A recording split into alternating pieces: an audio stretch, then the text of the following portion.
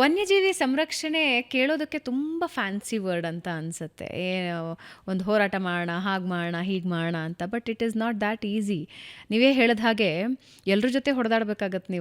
ನಿಮ್ಮನ್ನು ಎಲ್ಲರೂ ಪ್ರೀತಿಸಬೇಕು ಅಂತಿಲ್ಲ, ಎಲ್ಲರೂ ನಿಮ್ಮನ್ನು ಒಪ್ಕೋಬೇಕು ಅಂತಿಲ್ಲ. ಬಟ್ ಪ್ರಾಣಿಗಳಿಗೋಸ್ಕರ ನಿಮ್ಮನ್ನು ಮುಡಿಪಾಗಿಡಬೇಕು. ಅದು 30 ವರ್ಷಗಳ ನಿರಂತರ ಸೇವೆ ನೀವು ಸಲ್ಲಿಸ್ಕೊಂಡು ಬಂದಿದ್ದೀರಾ. ಬೇಸಿಕಲಿ ವನ್ಯಜೀವಿ ಸಂರಕ್ಷಣೆಯಲ್ಲಿ ಎದುರಾಗೋ ಸವಾಲುಗಳೇನು, ಆಮೇಲೆ ಯಾರಿಂದ ಜಾಸ್ತಿ ಥ್ರೆಟ್ ಇರುತ್ತೆ ಈ ರಕ್ಷಣಾ ಸಂದರ್ಭದಲ್ಲಿ, ಯಾರ ಜೊತೆ ಜಾಸ್ತಿ ಜಗ್ಲಿಂಗ್ಸ್ ಇರುತ್ತೆ? ಇದು ನೋಡಿ, ನಾನು ಮುಂಚೆ ಹೇಳಿದಾಗ ನಾವು ವನ್ಯಜೀವಿ ವಿಜ್ಞಾನಿ ಆದರೆ ಮಾತ್ರ. ನಾನು ಮೂಲತಃ ವನ್ಯಜೀವಿ ವಿಜ್ಞಾನಿ ಅಲ್ಲ.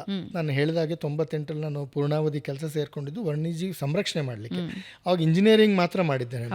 ಅದಾದ ನಂತರ ನಾನು ಹೋಗಿ MSc ಮಾಡಿದ್ದು ವನ್ಯಜೀವಿ ಸಂರಕ್ಷಣೆಯಲ್ಲಿ, ವನ್ಯಜೀವಿ ವಿಜ್ಞಾನದಲ್ಲಿ. ಮತ್ತು ನಂತರ PhD ಮಾಡಿದ್ದು ನಾನು. ಅಂದರೆ ಮೂಲತಃ ನನ್ನ ಆಸಕ್ತಿ ಇರೋದು ಸಂರಕ್ಷಣೆ, ವಿಜ್ಞಾನ ಮಾತ್ರ ಅಲ್ಲ. ವಿಜ್ಞಾನ ಅಂತ ಹೇಳಿದ್ರೆ ನೀವು ವಿಜ್ಞಾನಿ ಆಗ್ಬೋದು, ಒಳ್ಳೊಳ್ಳೆ ಕೆಲಸ ಸಿಕ್ಕುತ್ತೆ, IAS ಇಲ್ಲಿ ಸೇರ್ಕೊಳ್ಬೋದು, ಈ ಥರ ದೊಡ್ಡ ದೊಡ್ಡ ಸಂಸ್ಥೆಗಳಲ್ಲಿ ಕೆಲಸಕ್ಕೆ ಸೇರಿರ್ಬೋದು. ಆದರೆ ನೀವು ವಿಜ್ಞಾನದೊಟ್ಟಿಗೆ ಅಥವಾ ಬರೀ ಸಂರಕ್ಷಣೆ ಮಾಡಿದ್ರೆ ಸಮಾಜದ ಪೂರ್ಣ ಅದಕ್ಕೆ ಬೆಂಬಲ ಇರೋದಿಲ್ಲ. ಅದೊಂದಕ್ಕೆ ಅಲ್ಲ, ಸಮಾಜದಲ್ಲಿ ಯಾವುದೇ ಒಳ್ಳೆಯ ವಿಚಾರಕ್ಕೆ ನೀವು ತಗೊಳ್ಳಿ, ಅಲ್ಲಿ ಪರ ಇರೋರು ಇರ್ತಾರೆ, ವಿರೋಧ ಇರೋರು ಇರ್ತಾರೆ. ಹಾಗಾಗಿ ನೀವು ಸಂರಕ್ಷಣೆ ಮಾಡಿದರೆ ನೀವು ಸಮಾಜದ ಎಲ್ಲರೊಟ್ಟಿಗೆ ಕೆಲಸ ಮಾಡಬೇಕಾಗುತ್ತೆ. ನಿಮಗೆ ಸಂತೋಷ ಇರಲಿ, ಇಚ್ಛೆ ಇರಲಿ, ಇಚ್ಛೆ ಇಲ್ದಲೇ ಇರಲಿ. ನಾವು ಕೇವಲ ವನ್ಯಜೀವಿಗಳ ಒಟ್ಟಿಗೆ ಮಾತ್ರ ಕೆಲಸ ಮಾಡ್ತೀವಿ ಅಂತಲ್ಲ, ನಾವು ರಾಜಕಾರಣಿಗಳ ಒಟ್ಟಿಗೆ ಕೆಲಸ ಮಾಡಬೇಕಾಗುತ್ತೆ, ಅಧಿಕಾರಿ ವರ್ಗದವ್ರ ಜೊತೆ ಕೆಲಸ ಮಾಡಬೇಕಾಗುತ್ತೆ, ಮಾಧ್ಯಮದವ್ರ ಜೊತೆ ಕೆಲಸ ಮಾಡಬೇಕಾಗುತ್ತೆ, ಸ್ಥಳೀಯ ಸಮುದಾಯದವ್ರ ಜೊತೆಗೆ ಕೆಲಸ ಮಾಡಬೇಕಾಗುತ್ತೆ, ಸಾಮಾಜಿಕ ನಾಯಕರೊಟ್ಟಿಗೆ ಕೆಲಸ ಮಾಡಬೇಕಾಗುತ್ತೆ, ನಾವು ಎಲ್ಲರೊಟ್ಟಿಗೆ ಕೆಲಸ ಮಾಡಬೇಕಾಗುತ್ತೆ.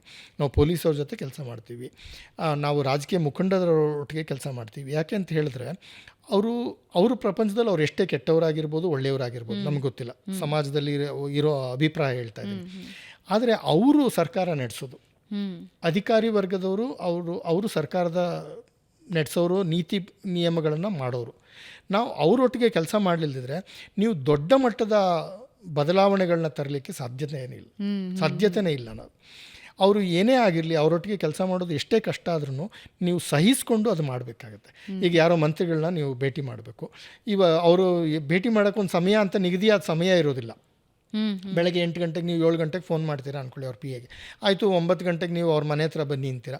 ಮನೆ ಹತ್ರ ಹೋದರೆ ಜನಜಂಗುಳಿ ಇರುತ್ತೆ, ನೀವು 11 ಗಂಟೆಗೆ ಆದ್ರೂ ಭೇಟಿ ಆಗಲ್ಲ. 11 ಗಂಟೆಗೆ ಅವರು ಅಸೆಂಬ್ಲಿಗೆ ಹೋಗ್ಬಿಟ್ರು ಅಂದ್ಕೊಳ್ಳಿ, ಅಥವಾ ಅವ್ರ ಆಫೀಸ್ಗೆ ಹೋದ್ರು, ಅಲ್ಲಿಂದ ಅವ್ರ ಆಫೀಸ್ಗೆ ಹೋಗಬೇಕು. ನೀವು ಅವ್ರನ್ನ ಕೊನೆಗೆ ಅವತ್ತು ಭೇಟಿ ಮಾಡ್ಬೋದು, ಮಾಡ್ದಲೇ ಇರ್ಬೋದು, ಮಾರನೇ ದಿವಸ ಭೇಟಿ ಆಗ್ಬೋದು, 2-3 ದಿವಸ ಬಿಟ್ಟು ಭೇಟಿ ಆಗ್ಬೋದು. ಆದರೆ ಅವ್ರನ್ನ ನೀವು ಕನ್ವಿನ್ಸ್ ಮಾಡಿದ್ರೆ ನೀವು ದೊಡ್ಡ ಮಟ್ಟದ ಬದಲಾವಣೆಗಳನ್ನ ತರ್ಬೋದು. ಹಾಗಾಗಿ ಆ ಕಾಯೋದು, ಅವರಿಂದ ತಿರುಗೋದು, ಕಷ್ಟಪಡೋದು ಇದೆಯಲ್ಲ, ಅದೆಲ್ಲ ಯಾರಿಗೂ ಇಷ್ಟ ಆಗೋದಲ್ಲ ಇರೋ ವಿಚಾರ.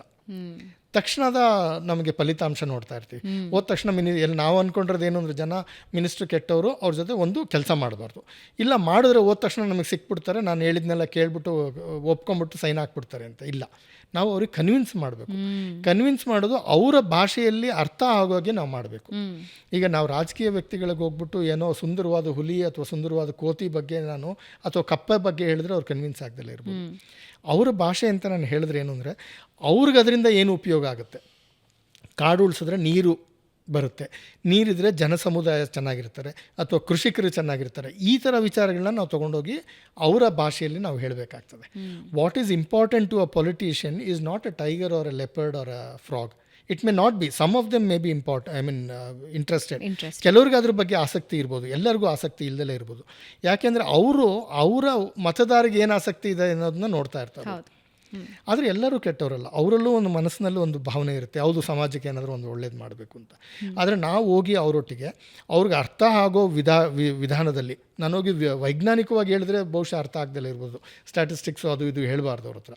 ಅವ್ರಿಗೆ ಅರ್ಥ ಆಗೋ ಥರ ಬಹಳ ಸಿಂಪಲ್ಲಾಗಿ ಚಿತ್ರಗಳೊಟ್ಟಿಗೆ ಅವ್ರಿಗೆ ಹೇಳಿದ್ರೆ ಖಂಡಿತ ಅರ್ಥ ಆಗುತ್ತೆ. ಅಥವಾ ಒಂದು ಅರ್ಧ ದಿವಸ ಕಾಡಿಗೆ ಕರ್ಕೊಂಡೋದ್ರೂ ಸಾಕು, ಅವ್ರಿಗೆ ಹೇಳಿದ್ರೆ ಅರ್ಥ ಮಾಡ್ಕೊಳ್ತಾರೆ. ಹಾಗಾಗಿ ಇದನ್ನೆಲ್ಲ ಮಾಡೋರು ಬಹಳ ಕಡಿಮೆ ಜನ. ನಾನು ಇಲ್ಲ ಕಾಡಿಗೆ ಸಫಾರಿಗೆ ಹೋಗ್ತೀನಿ ಅಥವಾ ಕಾಡಿಗೆ ಹೋಗ್ತೀನಿ, ನಾನು ವನ್ಯಜೀವಿ ವಿಜ್ಞಾನ ಮಾಡ್ಕೊಳ್ತೀನಿ, ಮನೆಗೆ ಬರ್ತೀನಿ, ಮಲ್ಕೊಳ್ತೀನಿ ಅಂತ ಹೇಳಿದ್ರೆ ಅದರಿಂದ ವನ್ಯಜೀವಿ ಉಳಿಯೋದಿಲ್ಲ. ನೀವು ವನ್ಯಜೀವಿ ಉಳಿಸ್ಬೇಕು ಅಂತ ಹೇಳಿದ್ರೆ ನಿಮ್ಮೊಟ್ಟಿಗೆ ಕೆಲಸ ಮಾಡಬೇಕು. 10 ಜನ ಮಾಧ್ಯಮದವರಿಗೆ ಕರೆದು ಅವ್ರ ಹತ್ರ ಹೋಗಿ ಭೇಟಿ ಮಾಡಿ, ಸರಿ ಹಿಂಗಲ್ಲ ಹಂಗೆ, ವನ್ಯಜೀವಿ ಸಂರಕ್ಷಣೆಗೆ ಈ ಥರದ್ದು ಕುತ್ತುಗಳಿದ್ದಾವೆ, ದಯವಿಟ್ಟು ನಿಮ್ಮ ಪತ್ರಿಕೆಗಳಲ್ಲಿ ಬರೋ ಹಾಗೆ ಮಾಡಿ. ಆ ಥರ ಎಲ್ಲರೊಟ್ಟಿಗೆ ಇವಾಗ ಹಲವಾರು ನಾವು ಸಾಮಾಜಿಕ ನಾಯಕರೊಟ್ಟಿಗೆ ಕೆಲಸ ಮಾಡ್ತೀವಿ, ನಾವು ಮಠಗಳ ನಾಯಕರೊಟ್ಟಿಗೆ ಜೊತೆಗೆ ಕೆಲಸ ಮಾಡ್ತೀವಿ. ಅವರಿಂದ ನಾವು ಒಂದು ಉದಾಹರಣೆ ಹೇಳಲಿಕ್ಕೆ ಇಷ್ಟಪಡ್ತೀನಿ.